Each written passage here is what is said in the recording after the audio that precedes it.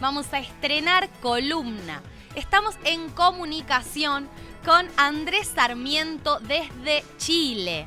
Él nos va a hablar un poco del turismo deportivo hoy, ¿no? Como eje del desarrollo local. Andrés es ingeniero en gestión turística, docente, CEO y fundador de Solo Turismo, entre otras muchas cosas. Muy bienvenido, Andrés. ¿Cómo estás?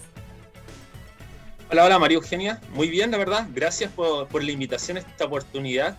La verdad es que para mí es muy importante hablar de turismo deportivo en cualquier instancia que aparezca, tomando en consideración lo poco que se conoce. Muchos hablan de turismo deportivo, pero muy pocos conocen los fundamentos, en este caso, del turismo deportivo. Así que todas estas oportunidades para mí son muy importantes. Absolutamente, el turismo deportivo sí hemos tenido la oportunidad de dialogar muy poco, como vos dices, muy poco todavía, pero sí sabemos que es una gran oportunidad para diversificar, ¿no?, las propuestas de los destinos, pero está buenísimo poder ahondar un poco y saber sobre todo qué está sucediendo en Chile, qué es lo que ustedes están proponiendo, cómo está impactando esto en los destinos, así que te doy pie para que nos metas un poco más en el mundo del turismo deportivo. Yo escucharé atentamente y bueno, y te haré alguna pregunta en el caso de que sea necesario. Perfecto, muchas gracias. Bueno, les comento, hablar de turismo deportivo es hablar de un concepto relativamente nuevo. De hecho, en el año 1986, por primera vez se habla del concepto de turismo deportivo a través de un evento que se organiza en Israel. Después, en el año 1999, aparece esta alianza, este convenio de cooperación entre el Comité Olímpico Internacional y la Organización Mundial del Turismo. Y ahí empieza todo. Ya se empieza a trabajar en torno al turismo deportivo. Llevándolo a los últimos años, la OMT desde el año pasado le ha colocado el acelerador al turismo deportivo. ¿Por qué razón? No sé si recuerdan que el año pasado existió un concurso de startup de turismo deportivo organizado por la Organización Mundial del Turismo, el Fútbol Club Barcelona y Qatar. Estas startups tenían que proponer soluciones innovadoras que podían ser utilizadas para el próximo Mundial de Fútbol en Qatar. Entonces nos encontramos con esa sorpresa. Este año se iba a organizar el primer Congreso de Turismo Deportivo. Lamentablemente, debido a la pandemia, la OMT lo suspende. Y por otro lado, lo que no suspendió fue el Challenge. Este Challenge organizado por la Organización Mundial del Turismo, el Athletic Club de Bilbao y el gobierno de Vizcaya. ¿Qué buscaba este Challenge? Que las empresas de diferentes partes del mundo entregaran una solución innovadora que integrara el estadio San Mamés como un atractivo turístico potente dentro de la ciudad de Bilbao.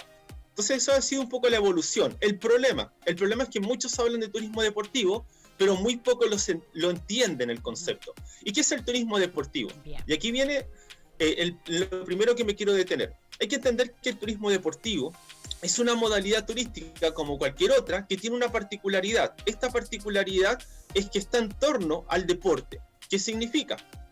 Que si tú vas a un lugar para practicar un deporte, si tú vas a un lugar para competir en una actividad deportiva o vas a un lugar para ser espectador de una competencia deportiva, estamos hablando de turismo deportivo. Sin embargo, también ahora se agregó esta rama de la demanda, que es bastante interesante, de personas que realizan turismo deportivo con la intención de visitar instalaciones deportivas. Y ahí tenemos el caso, ustedes en Argentina, llevan la delantera sin duda, Barrio La Boca. ¿Qué sería el Barrio La Boca sin la visita al Estadio La Bombonera, por ejemplo? Buenos Aires tiene muchas cosas interesantes en Argentina. Mendoza también para nosotros los chilenos. Cuando uno va, lo recuerda en este momento el parque, pero uno va al parque y puede conocer diferentes estadios, el de las Malvinas, el de Independiente, el de Gimnasia. Entonces es interesante esta modalidad también. Yo en Chile llevo 7 años ya de lleno en turismo deportivo. Sin embargo, en el año 2008 tuve mi primer acercamiento. Mi tesis fue los beneficios turísticos que traía el Mundial de Fútbol Femenino 2008 a nuestro país. Es interesante hablar de esto, porque yo quise dedicarme al turismo deportivo, pero me encontré con este problema. No existía campo. para un profesional del turismo dentro del turismo deportivo. Me tuve que crear mi espacio. Así fue como le di vida al primer Congreso de Turismo Deportivo de Chile. Realicé, en este caso, productos innovadores como la ruta o el tour cruzado, en este caso, en Estadio San Carlos de Apoquindo. Trabajé directamente con Cruzado Sociedad Anónima Deportiva. Por otro lado, también creé la primera ruta estadio de la ciudad de Santiago. Trabajo competencias de turismo deportivo, en este caso las organizo y las ejecuto, estas competencias. Por otro lado, hago giras deportivas, entre otras cosas. Y por otra rama, que es súper importante entenderla, que yo no la dejo de lado, me encanta el tema del rescate, de proponer que el deporte es parte del patrimonio de cualquier país, de cualquier territorio, que es parte del patrimonio intangible. Es por esa razón que realizo muchos rescates de carácter del patrimonio, rescates deportivos que se terminan, por ejemplo, en una exposición, en conferencias, en conversatorios, etc. Eso lo realizo mucho en mi país. Y lo otro que realizo, y aquí les quiero mostrar algo, en los colegios, charlas. Tengo mucho material deportivo, o sea, en este caso son cosas que utilizan diferentes deportes para ser practicados. Entonces, llevo la cultura deportiva a los colegios. Entenderás que en mi país, por lo menos, no hay mucha cultura deportiva. Eso significa que tenemos que trabajar en estos cimientos. Y una manera de contribuir, para mí, ha sido estas charlas gratuitas a los colegios o a diferentes organizaciones, donde damos a conocer los diferentes deportes, pero con la práctica. ¿A qué me refiero? Llevamos el casco de fútbol americano, el balón de fútbol americano y se los mostramos, los niños se los colocan en la cabeza. Lo mismo pasa con el béisbol, con el softball, con el hockey sobre hielo, entre otros deportes. Es un poco lo que les quería comentar en la realidad de Chile. En realidad de Chile todavía estamos en pañales en torno al turismo deportivo, ya que hace 2 años recién se generó un convenio entre la Subsecretaría de Turismo y el Ministerio del Deporte. Entonces recién hace 2 años se empieza a hablar del concepto de turismo deportivo a nivel gubernamental, que es importante, muy importante. El año pasado se dieron a conocer los nombres de los embajadores de turismo deportivo, que en el fondo son deportistas que están dando a conocer la imagen de Chile en el extranjero a través de sus intervenciones en competencias deportivas. Esa es como un poco la realidad, los quiero colocar en contexto. Y ahora sí nos vamos a lo que es más específico. Les adelantaba, el turismo deportivo, en el fondo, tiene que ver con todo esto. Una competencia deportiva, practicar un deporte de manera recreativa, como también asistir a un evento deportivo o visitar instalaciones deportivas. Y aquí aparecen las 4 demandas que son conocidas en el turismo deportivo. Hay 4 demandas, o sea, 4 tipos de turistas que conforman la demanda del turismo deportivo, y son las que yo trabajo. Les comento, la primera y la principal es sin duda el turista deportivo activo. Es el que va a practicar un deporte. Esa es la principal, el turista deportivo activo. Acude a un lugar para practicar un deporte o derechamente para participar en una competencia deportiva. Voy a citar un jugador argentino, Lionel Messi. Para mí y para todos los que trabajamos en turismo deportivo, sabemos que es un turista deportivo activo, porque cada vez que él se traslada para disputar un evento, en este caso un partido de fútbol, hay gasto turístico. Servicios de alimentación, servicios de transporte, servicios de alojamiento, servicios complementarios. Es verdad, no los paga de su bolsillo, pero aún así está ese gasto turístico. Al principio teníamos los problemas, decían, pero es que eso lo paga el club, no son turistas. Y ahí uno tenía que ir con la en este caso la respuesta directa. ¿Cuál era? ¿Y cómo el turismo de negocios? Y empezamos a resolver. Insisto, esta es una modalidad turística que le falta mucho. Tiene muy pocos estudios, tiene muy poco, en este caso, publicaciones en revistas científicas, son revistas de turismo. Por eso es importante compartir todos estos conocimientos. Sacando al turista deportivo activo, tenemos el turista deportivo pasivo, el que finalmente se traslada a un lugar para presenciar un evento deportivo. Y aquí está lo entretenido. ¿Quién de nosotros en algún momento se ha trasladado a otra ciudad para disfrutar de un evento deportivo. Por lo menos yo lo hago. Me imagino que la mayoría lo ha hecho. Y aquí es donde queda el dinero finalmente. La Copa América en nuestro país, año 2015, atrajo muchos turistas internacionales. Y ahí uno empieza a ver por qué razón se generan estas inversiones tan altas dentro de un territorio para albergar o ser sede de una competencia deportiva. Andrés, una pregunta quería hacerte. Dígame, sí. María Eugenia. ¿Sucede realmente a nivel global? Está clarísimo el desarrollo que se está dando muy de a poco, que es algo que estamos empezando a crear los cimientos, a organizarlo, ¿no? Todo lo que tiene que ver con turismo deportivo, pero me pregunto si a nivel global el fútbol, nuestro fútbol, digamos, sobre todo de América Latina y europeo, es el top de lo que tiene que ver con turismo deportivo, o en realidad hay mucho desarrollo también en otros deportes, o si en general el fútbol es lo que más mueve en turismo deportivo, en esto justamente que estás planteando, ¿no? Coincido plenamente en trasladarnos a ser parte de partidos, de torneos, está claro, pero ¿es solo el fútbol o también sucede a una gran escala con otros deportes? Mira, te voy a responder la pregunta de 2 puntos de vista. El primero, del punto de vista de lo masivo, sin duda el fútbol es el deporte rey prácticamente en todos los países del mundo. No en todos, ojo, República Dominicana el béisbol, por nombrar aquí en Latinoamérica. Pero el fútbol mueve masas. Y esto se da mucho en Sudamérica, en Europa, en Asia, en Oceanía. Son deportes bastante populares.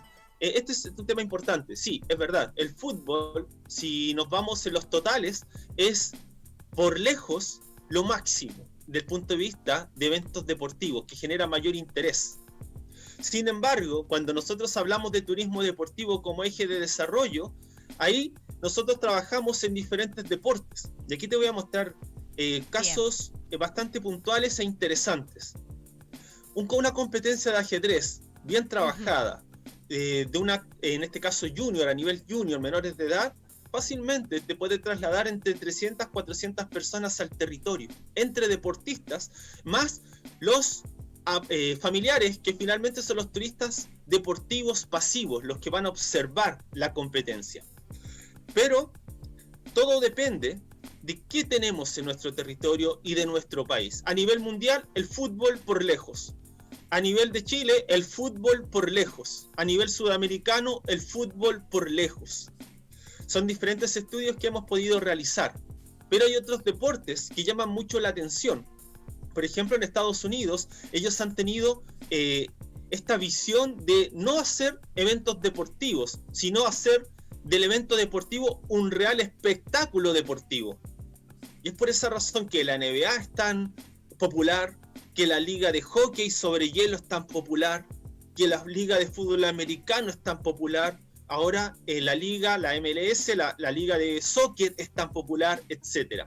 Y ahí vienen los desafíos. Ahí viene cuando nosotros, desde el punto de vista del turismo, generamos competencias de turismo deportivo para hacerlas atractivas. Y eso es lo interesante. Y de esto me voy a empezar a detener, María Eugenia.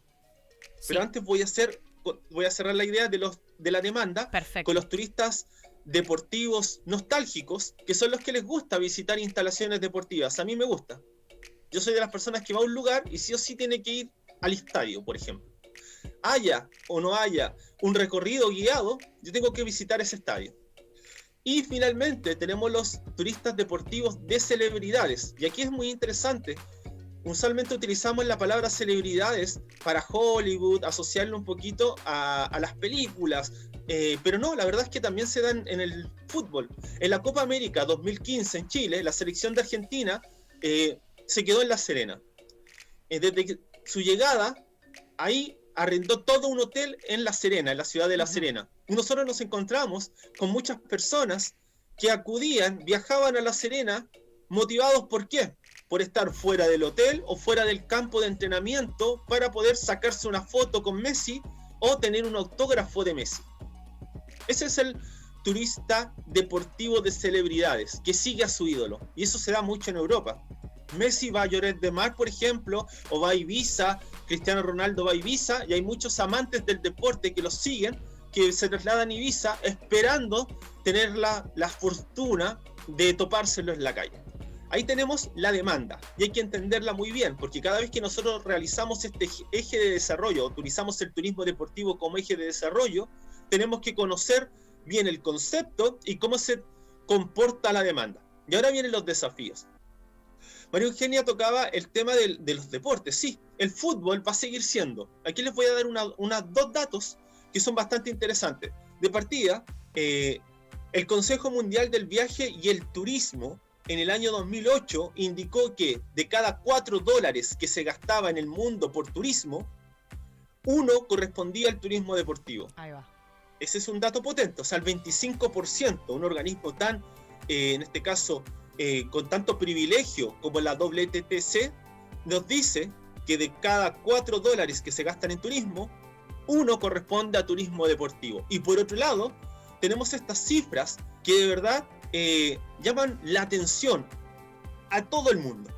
Cuando Barcelona da a conocer las cifras de la temporada 2017 y 2018 sobre el tour que tienen y la visita al museo, al tour al Camp Nou y la visita al museo de Barcelona, se nos encontramos con las siguientes cifras. 60 millones de euros lograron en ingresos de visitantes durante esa temporada y recibieron casi 2 millones de visitantes. Yo me hago una pregunta.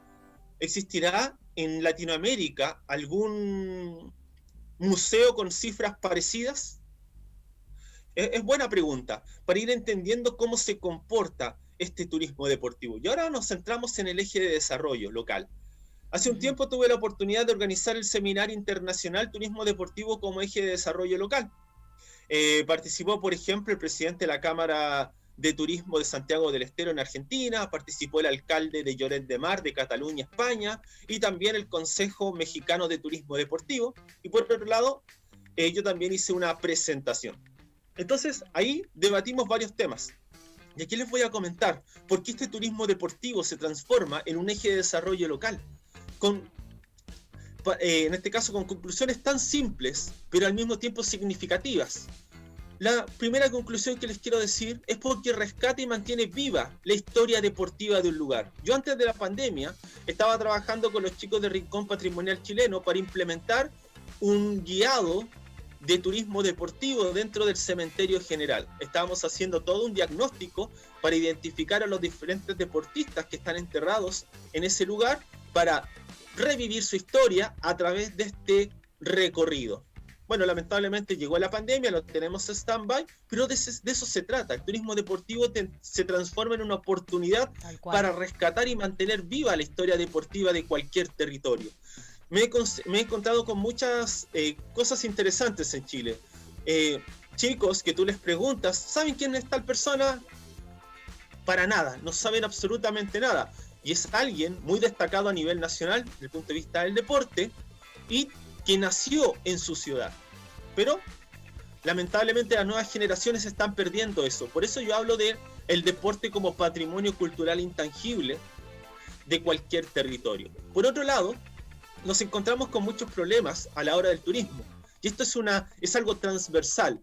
La hora de diversificar la oferta turística dentro de cualquier territorio es complejo. Entonces nos encontramos con esta situación. Tenemos el canopy de 20 metros. Ya, vamos a diversificar la oferta turística. Ahora tenemos un canopy de 40 y sumamos uno de 60. No, la verdad es que aumentaste las actividades, pero no vas a traer mayor demanda. El turismo deportivo te permite atraer una nueva demanda. Personas que, lo más seguro, sin ese evento deportivo jamás iban a visitar este territorio. Y eso es interesante, porque hay territorios que la verdad, desde el punto de vista del turismo, tiene muy poco, desde el punto de vista de los atractivos turísticos. Sin embargo, el deporte, en este caso los eventos de turismo deportivo, se transforman en el principal atractivo. Y si es trabajado de manera correcta, puedes tener todos los fines de semana del año una competencia deportiva. También hay otra cosa que se da mucho, sobre todo aquí en nuestros países, Argentina y Chile, que es la temporada del turismo.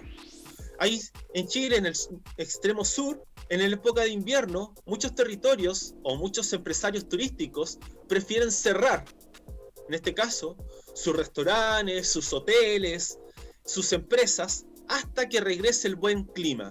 Bueno, el turismo deportivo, como trabaja estos eventos deportivos, tiene esta particularidad, no combate la estacionalidad. Tenemos muchos deportes que se pueden realizar al aire libre y deportes que se pueden practicar, en este caso, bajo techo. Entonces, si uno hace una buena planificación durante el año, podría tener eventos de turismo deportivo durante todo el año. Imaginemos lo siguiente, lluvias complejas, torneos de básquetbol, torneos de voleibol, de handball, torneos que en el fondo se puedan realizar dentro de un gimnasio. Y en verano, buen clima, aparecen las maratones, los Ironman, los trial, los partidos de fútbol, los partidos de fútbol americano, de rugby, etc. Miren, qué interesante esto, cómo nosotros logramos combatir esta estacionalidad que es tan molesta en los territorios con el turismo. Por otro lado, cada vez que se invierte, miren lo que estoy diciendo, que se invierte dinero en instalaciones deportivas, empiezan los críticos. Que ¿por qué no invirtieron eso en un hospital? ¿Por qué no invirtieron eso en una biblioteca? Etcétera. Bueno, eso se da mucho porque estas instalaciones, hay que reconocerlo, en su mayoría después se mantienen cerradas y son prácticamente utilizadas por un grupo muy reducido del territorio. Bueno, la verdad es que el turismo deportivo consigue valorar y amortizar rápidamente estas inversiones. Lo decía con anterioridad. Imaginemos lo siguiente, el estadio que hace poco construyeron en tu territorio lo puedes utilizar de diferentes maneras. Competencias deportivas por un lado, por otro lado me puedes parece, hacer a través de Andrés, visitas guiadas. Dime, que María dice, Eugenia. o sea, el tema es, como vos dices, la planificación, que haya una planificación de lo que uno va a realizar, porque en realidad lo que suele suceder es que justamente no se da esta planificación, quizás por desconocimiento, ¿no? Porque como vos dices, es una actividad inicial y hay que tener en cuenta muchas aristas. Hay poco desarrollo del turismo deportivo, sobre todo en Latinoamérica, por razones obvias, pero me parece que ese es el pie, justamente, realizar estas obras con una planificación sobre lo que se va a hacer, porque absolutamente estoy de acuerdo que sin dudas esa inversión se amortiza de una manera muy sencilla, pero siempre y cuando haya una propuesta clara y esto, ¿no? Con información, con reflexión. Me parece que eso es clave. Exacto, María Eugenia, y por eso agradecía al principio estas oportunidades de hablar de turismo deportivo, porque el turismo deportivo podemos entretenernos y hablar varias horas de todos los beneficios que trae. El problema es que muy pocas personas han ingresado al tema del turismo deportivo y han adquirido estas competencias necesarias para poder generar una correcta planificación del turismo deportivo dentro de un territorio. Tenemos muchas cosas para aprovechar. Imagínate, te estoy nombrando algunas, claro, y yo puedo seguir hablando de las bondades del turismo deportivo. Por ejemplo, algo personal. Un territorio con absolutamente nada desde el punto de vista del turismo. No recibía turistas porque tenía competencia muy dura alrededor y ellos no tenían nada.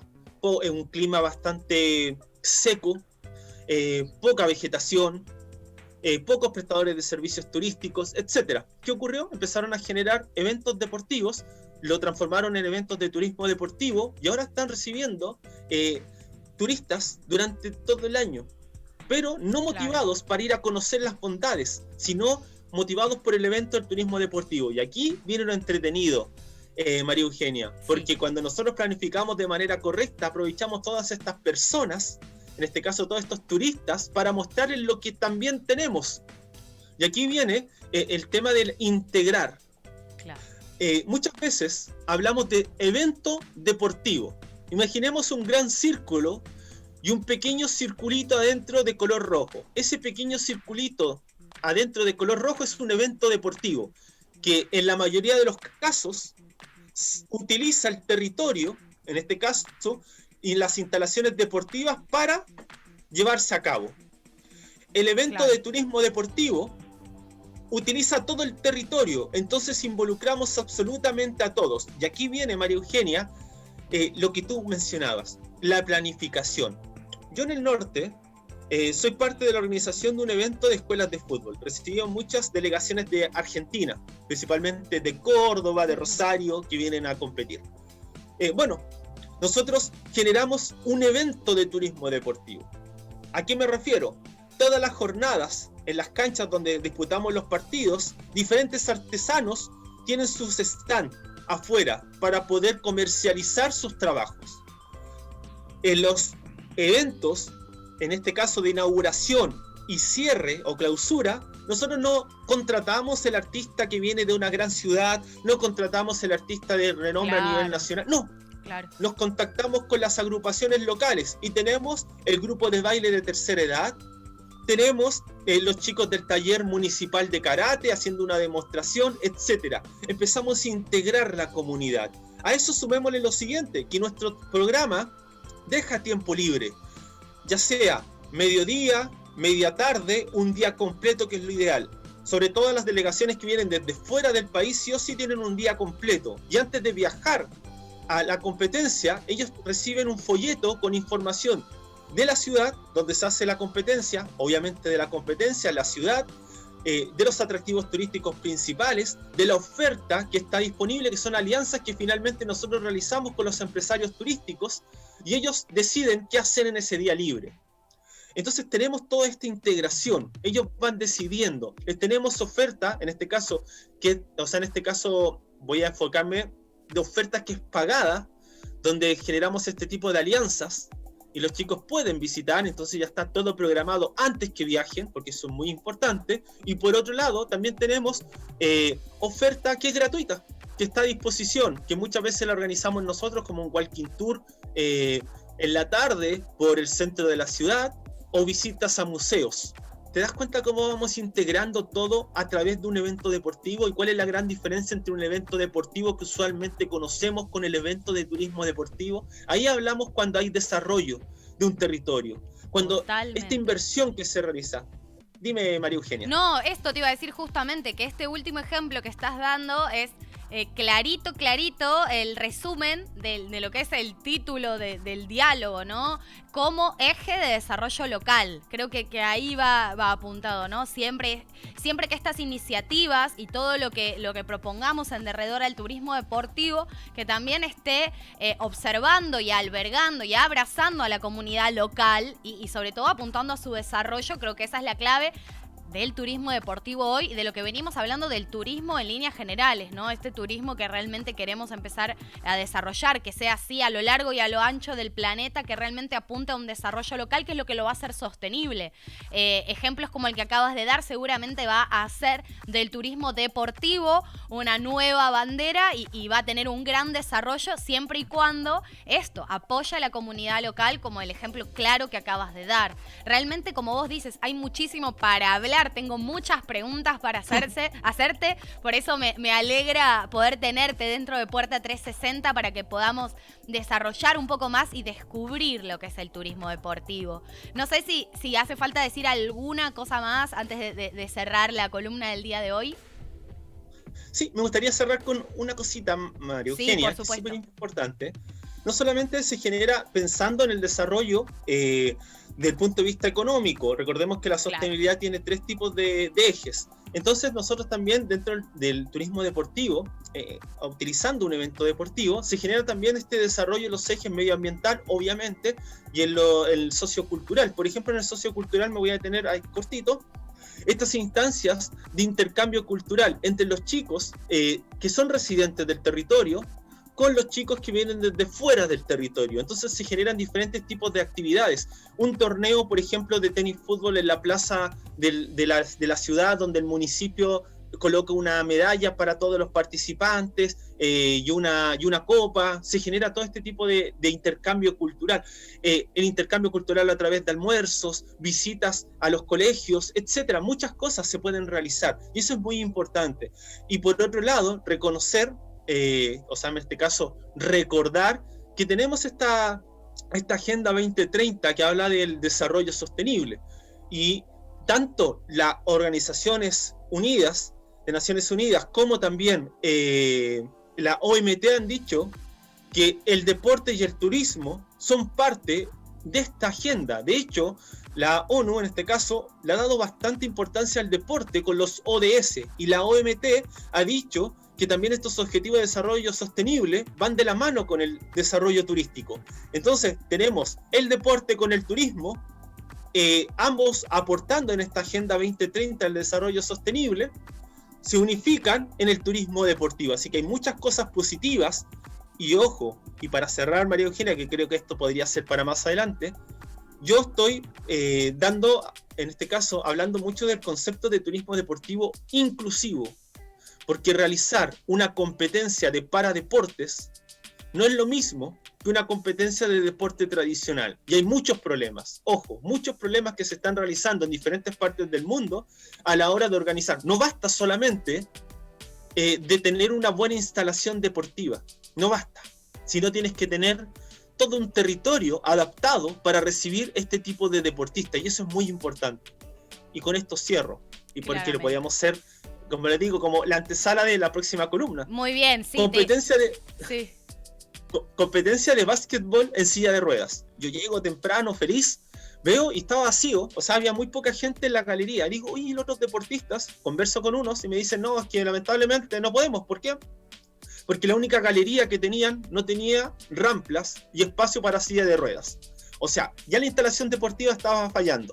Y después, hablando con una delegación que venía fuera de la ciudad, ¿cómo ha sido? Supe que tuvieron problemas. Sí, pero eso no ha sido lo único. ¿Y qué? Cuéntame un poco.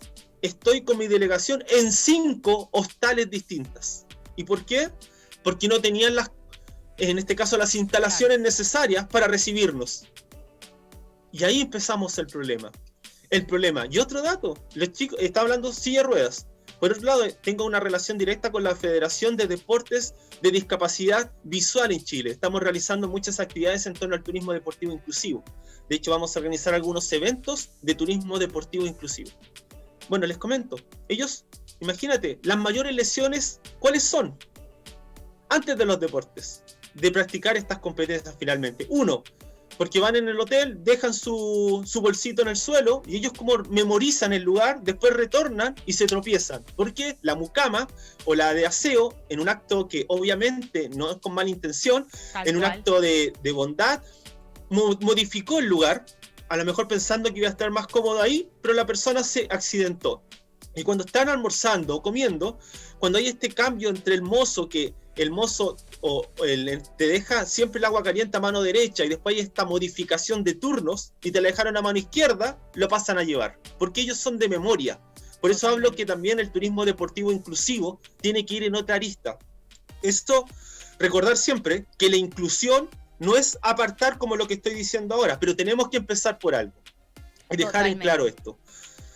Eso más que nada, María Eugenia. Muy interesante, realmente como vos dices, podemos tomar temas y seguir desarrollando cada uno porque tiene mucho justamente por debatir y reflexionar aún.